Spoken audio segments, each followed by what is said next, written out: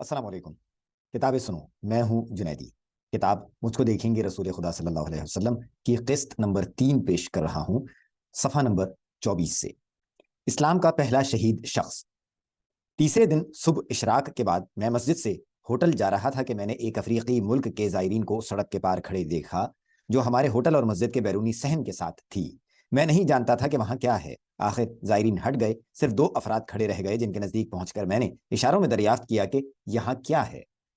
ان میں سے ایک نے عمدہ طریقے سے مجھے سمجھایا کہ یہ اسلام کی پہلی شہید حضرت سمیہ رضی اللہ عنہا کی قبر مبارک ہے جنہیں زندیق ابو جہل نے بے دردی سے شہید کر دیا تھا۔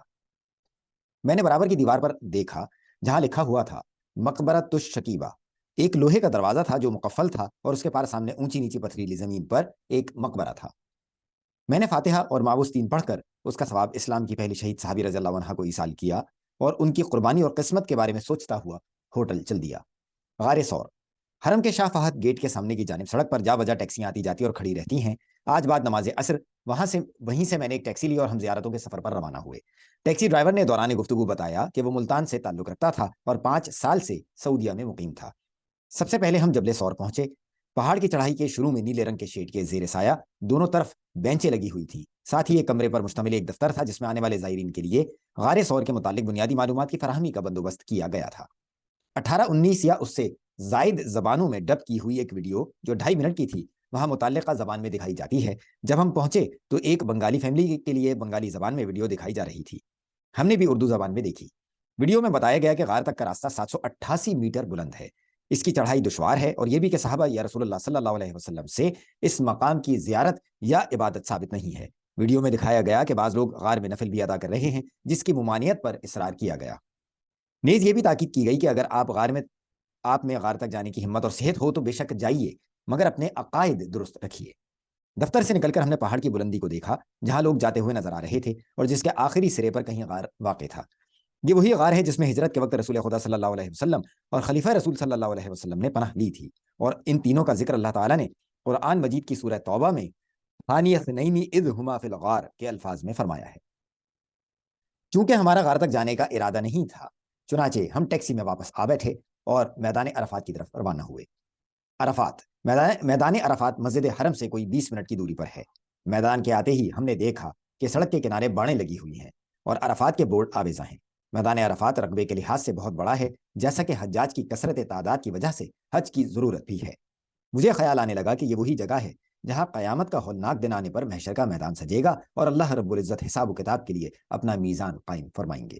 اسی خیال کے تحت میں نے آگے جا کر جبل رحمت کی اونچائی سے میدان محشر کا جائزہ لینے کی کوشش کی، مگر آنکھوں پر حجاب تھا، سو اس راز کو نہ پا سکا کہ بظاہر اس مختصر سی جگہ پر ابتدا سے لے کر قیامت تک آنے والے سارے نفوس کس طرح سما جائیں گے۔ اسی میدان میں عرش کا سایہ بھی ہوگا، اللہ ہمیں بھی اپنی رحمت سے وہ سایہ عطا فرمائے، آمین۔ جبل رحمت۔ جبل رحمت میدان عرفات کا حصہ ہے۔ یہ وہ مقام ہے جہاں حجۃ الوداع کے موقع پر رسول اللہ صلی اللہ علیہ وسلم اپنی اونٹنی پر سوار ہو کر عرفات میں ٹھہرے اور دعا و مناجات میں مشغول ہوئے تھے۔ بعض روایات کے مطابق بابا آدم اور اماں حوا علیہم السلام کی جنت سے زمین پر بھیج جانے کے بعد پہلی مرتبہ ملاقات بھی یہیں ہوئی تھی، اور یہ کہ یہاں دعائیں بھی قبول ہوتی ہیں۔ میری زوجہ یہاں آنے کی بہت خواہش مند تھی۔ ہم ٹیکسی سے یہاں آئے اور جبل کی چوٹی پر جا پہنچے، جس کے لیے چند سیڑھیاں طے کرنا پڑی۔ جبل رحمت دیکھنے میں ایک ٹیلا لگتا ہے اور ان سیڑھیوں کے طفیل اس کی چڑھائی سہل ہے۔ یہ حج کا زمانہ تو نہیں تھا، پھر بھی ہم نے چوٹی پر دعائیں مانگی اور اطراف عرفات کا نظارہ کر کے واپس اترنے لگے۔ میں جبل رحمت کے پتھروں کو دیکھ کر سوچ رہا تھا کہ اگر یہاں اترے ہوں گے تو نہ جانے بابا اور اماں کہاں سے نیچے اترے ہوں گے۔ ابتدائے نقش انسان کے اس مقام پر بہت اچھا محسوس ہوا۔ اس کے بعد ہم ٹیکسی میں آ بیٹھے اور مسجد نمرہ کی طرف چل دیے۔ مسجد نمرہ۔ مسجد نمرہ وہ مقام ہے جہاں رسول اللہ صلی اللہ علیہ وسلم نے اپنا مشہور خطبہ حجۃ الوداع ارشاد فرمایا تھا۔ یہ مسجد چاروں طرف سے مضبوط، بلند قامت اور خوبصورت ہے اور اس کے کئی دروازے ہیں۔ جہاں ہماری ٹیکسی رکی ہمارے سامنے گیٹ نمبر 11 تھا۔ دل میں تمنا آئی کہ کاش میں وہ جگہ دیکھ سکتا جہاں نبی کریم صلی اللہ علیہ وسلم نے قیام فرما کر خطبہ دیا تھا۔ خیال گزرا کہ شاید وہ گیٹ نمبر 1 پر ہو، لیکن یہ مسجد بند رہتی ہے اور صرف حج کے دنوں میں ہی کھلتی ہے، اس لیے یہ نظارہ ممکن نہ تھا۔ بہرحال یہ تشنگی دل میں لیے اب آگے کا قصد کیا۔ مزدلفہ اور منی۔ عرفات سے سفر کرتے ہوئے پہلے مزدلفہ کا مقام آیا۔ یہ عرفات اور منی کے مقابلے میں کافی چھوٹا ہے۔ یہاں ہم نے زمین پر کنکریاں پڑی ہوئی دیکھی، مگر یہ سوچ کر حیرت ہونے لگی کہ 25-30 لاکھ کے قریب حجاج کرام کس طرح اس مختصر سی جگہ میں قیام کرتے اور کنکریاں جمع کر لیتے ہیں۔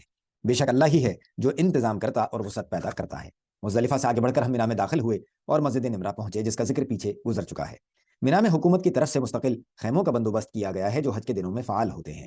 ان کا نظارہ نہایت دلکش معلوم ہوا، گو کہ ابھی ان میں خاموشی کا ڈیرا تھا، مگر چشم تصور سے میں نے انہیں آباد اور پر رونق دیکھا۔ مقام ذبیح اللہ اور جمرات۔ آگے بڑھے تو ہمارا رخ جمرات کی طرف تھا۔ مجھے خیال آنے لگا کہ جب حضرت ابراہیم خلیل اللہ علیہ السلام حضرت اسماعیل ذبیح اللہ علیہ السلام کو اللہ کے حکم سے ذبح کرنے چلے تھے تو 3 مقامات پر جو جمرات کہلاتے ہیں، حضرت خلیل اللہ علیہ السلام نے شیطان کو جو انہیں روکنا چاہتا تھا 7 کنکریاں ماری تھی، لہٰذا ذبح کا وہ مقدس مقام بھی شاید یہیں کہیں ہوگا۔ ڈرائیور سے پوچھا تو اس نے بتایا کہ وہ مقام آگے آنے والا ہے۔ میری نظریں گاڑی کی کھڑکی کے باہر تلاشنے لگی، یہاں تک کہ ڈرائیور نے ایک جگہ سڑک کی بائیں جانب ایک پہاڑی کے سرے پر ایک پتھر کی سل جو تیر کی سی حیت کی تھی گڑی ہوئی دکھائی، جو اس مقام کی نشاندہی کر رہی تھی جہاں 2 عظیم باپ بیٹے اللہ کے حکم کی بجاوری کے لیے جان کی قربانی دینے آئے تھے۔ مگر اللہ نے حضرت ذبیح اللہ علیہ السلام کی زندگی رکھی اور ان کی جگہ جنت سے ایک مینڈھا بھیج کر اس کی قربانی قبول فرمائی، اور پھر تا قیامت اس عظیم قربانی کی پیروی میں ہر عید الاضحیٰ پر جانور کی قربانی دینا ہر صاحب استطاعت مسلمان پر واجب کر دیا۔ تینوں جمرات ایک ہی قطار میں موجود ہیں۔ ہم ٹیکسی میں وہاں پہنچے اور اوپر کی جانب سڑک پر آ گئے۔ ہم نے دیکھا کہ جمرات کی 2 منزلیں بنائی گئی ہیں تاکہ جمرات کے فرض کی ادائیگی دوران حج آسان بنائی جا سکے۔ اوپر کی طرف سے ہم زمینی منزل کو واضح نہ دیکھ سکے کیونکہ درمیان میں ایک نو تعمیر شدہ پل تھا، جس کی تعمیر کا مقصد بھی حجاج کی کثیر تعداد کو اس فریضے کی ادائیگی کے لیے سہولت فراہم کرنا ہے۔ مسجد خیف۔ جمرات سے پہلے ہمیں ٹیکسی والے نے جس مقام پر اتارا، مسجد خیف ہمارے سامنے تھی۔ یہ مسجد مینا کے خیموں کے آگے تھی اور ہم اس وقت اوپر سڑک پر موجود تھے۔ مسجد لائق دید ہے، خوبصورت دیواریں اور دروازے ہیں۔ اس مینار کے حسن کے تو کیا کہنے، مسجد میں رنگوں کا امتزاج نہایت دلکش ہے۔ اس مسجد کی تعریف یہ ہے کہ اس میں متعدد انبیاء کرام علیہم الصلوۃ والسلام نے نماز ادا فرمائی ہے۔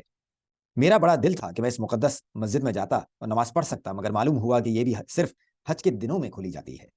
دل کو کچھ تشفی دینے کے لیے میں نے اوپر کی جانب سے کیمرے کو زوم ان کر کے ویڈیو بنائی، جس سے مسجد کو کچھ قریب سے دیکھ سکا۔ پھر اسی متاع کو ساتھ لیے آگے روانگی اختیار کی۔ جبل نور۔ مغرب کا وقت قریب آنے لگا تھا۔ جمرات مینا سے ہم آج کی اپنی آخری زیارت جبل نور کی طرف روانہ ہوئے۔ جبل کی چوٹی جس میں مقدس غار ہے دور سے ہی منفرد نظر آتی ہے، یوں لگتا ہے جیسے جبل رب کے حضور عاجزی کے ساتھ سر جھکائے بیٹھا ہو۔ ہم پہاڑ کے نزدیک پہنچے تو مغرب کی اذانیں ہو رہی تھی۔ نیچے سڑک کے نزدیک ایک مسجد تھی، وہاں نماز ادا کی، پھر ٹیکسی میں آگے بڑھے۔ پہاڑ کی ابتدائی چڑھائی عمودی ہے اور راستے کو پکی سڑک کی شکل دی گئی ہے، مگر صرف چند میٹر تک، جس کے بعد اوپر گاڑیاں نہیں جا سکتی۔ ٹیکسی والا ہمیں بھی وہاں تک لے گیا۔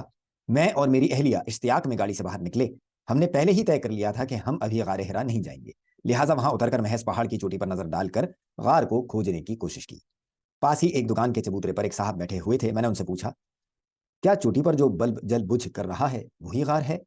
انہوں نے کہا، میں خود نہیں گیا، مگر سنا ہے کہ چوٹی کے آگے کچھ اترائی کے بعد غار آتا ہے۔ اسی اسنا میں ایک ادھیڑ عمر جوڑا جو پٹھان دکھتے تھے پاس سے گزرا۔ ان کا انداز کہتا تھا کہ وہ غار سے ہو کر آ رہے ہیں۔ میں نے ان سے پوچھا، آپ کتنے وقت میں ہو کر آئے ہیں؟ بولے، 1.5 گھنٹے میں۔ ساتھ ہی کہا، اگر آپ میں جذبہ ہو تو چڑھائی مشکل نہیں ہے۔ وہاں ایک دکان سے جو مقبوضہ کشمیر سے تعلق رکھنے والا ایک جوان چلاتا تھا، ہم نے کچھ خوشبوئیں اور پتھر کے نگوں والی انگوٹھیاں خریدی اور واپس ہو لیے۔ گو کہ ارادہ مسجد جن اور جنت المعلیٰ کا بھی تھا، مگر ڈرائیور وقت کی کمی کے باعث محض مسجد جن کی نشاندہی کرتا ہوا گاڑی تیزی سے نکال لے گیا، اور رات ہو جانے کے باعث جنت المعلیٰ جانے کا ارادہ ہم نے خود ہی ترک کر دیا تھا۔ وہاں سے ہم مسجد حرام پہنچے تو عشاء کی اذان ہو رہی تھی۔ شرطے اور نگران مسجد کے بیرونی صحن کے ساتھ بنے ہوئے داخلی دروازوں کو بند کر چکے تھے۔ یہ وہاں کا معمول تھا، لیکن اللہ نے مدد کی اور ہمیں سمجھ آ گیا کہ نو تعمیر شدہ کنگ فہد ایسکیلیٹر مسجد کی بیسمنٹ اور اوپری فلورز تک لے جاتے ہیں اور وہ کھلے رہتے ہیں۔ یہ ایسکیلیٹر ایک پتلی سی حیت والی 3 منزلہ عمارت میں نصب ہے اور اس کو مسجد کی مین عمارت کے ساتھ مختصر برآمدوں کے ذریعے جوڑا گیا ہے۔ اس کا اتصال باب فہد گیٹ نمبر 91 کے ساتھ ہے۔ ہم وہاں سے مسجد کے اندر پہنچے اور نماز باجماعت میں شامل ہو گئے۔ بقیہ سفر نامے کے لیے اگلی قسط دیکھیے۔ والسلام۔